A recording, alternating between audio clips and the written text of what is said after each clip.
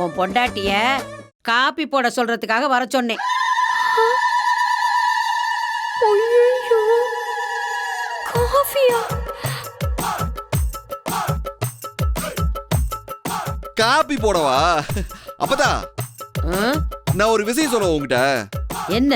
என் பொண்டாட்டி கையால காப்பி குடிக்கிறதுக்கு நாம எல்லாம் கொடுத்து வச்சிருக்கணும்.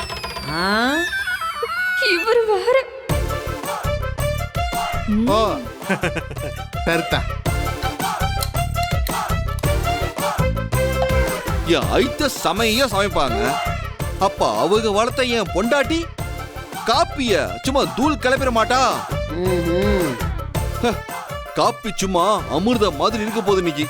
முதல்ல கலக்கட்டும். அது அமிர்தமா இல்ல கழனி தனியான்னு நான் சொல்றேன். எங்ககிட்டயே சவாலா? தமிழ காப்பி இன்னைக்கு நீ பட்டே கலப்பணும். வா. என்ன பாக்குற? அடுப்படிக்கு போய் வேலையை ஆரம்பிப்போம். தமிழ முறையா இந்த வீட்டு அடுப்பாங்கரைக்கு போற. பட்டைய கிளப்பு. All the best. இவன் ஒருத்தன் வாழ்த்துன்னு சொல்லுங்க. சரி வா வா வா வா. டேய் சும்மா இருடா. சும்மா இருந்தா உனக்கு ஸ்பெஷல் காப்பி வரும். எதையாச்சும் சொல்லிக்கிட்டு. ஆமா, அப்புறம் குடிச்சுட்டு வாய் மேல கை வைப்ப. பாப்போம் இன்னைக்கு அவ காப்பிய போடுறாளா இல்ல கழனி தண்ணிய போடுறாளான்னு பாப்போம். பொறுமையா அப்பத்தா.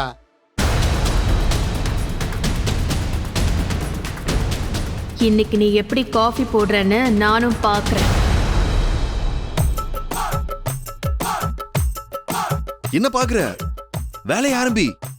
ஏங்க நான் நல்லா காஃபி போடுவேன்னு ஏங்க சொன்னீங்க?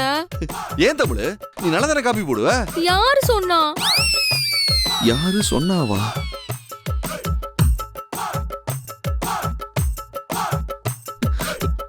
தெரியாதா? காஃபி போட தெரியாதுங்க. தெரியாதா? என்ன தமிழ் சொல்ற? எனக்கு பால் வாசமே ஆகாது. எனக்கு காஃபி டீ குடிக்கிற பழக்கமும் கிடையாது. அது போடவும் தெரியாது. எங்க அம்மா எனக்கு சமையலே சொல்லி தரலங்க. நீ படிச்சா மட்டும் போதும், சமையல் வேலையெல்லாம் நானே பாத்துக்கிறேன்னு சொல்லி எனக்கு எதுவுமே கத்து கொடுக்கல. எங்க அம்மா தான் நல்லா சமைப்பாங்க. ஆனா எனக்கு ஒண்ணுமே தெரியாது. அதுக்குன்னு காப்பி கூடவா போட தெரியாது? சுத்தம். நான் வேற தெரியாம ரொம்ப பேசிட்டேனே.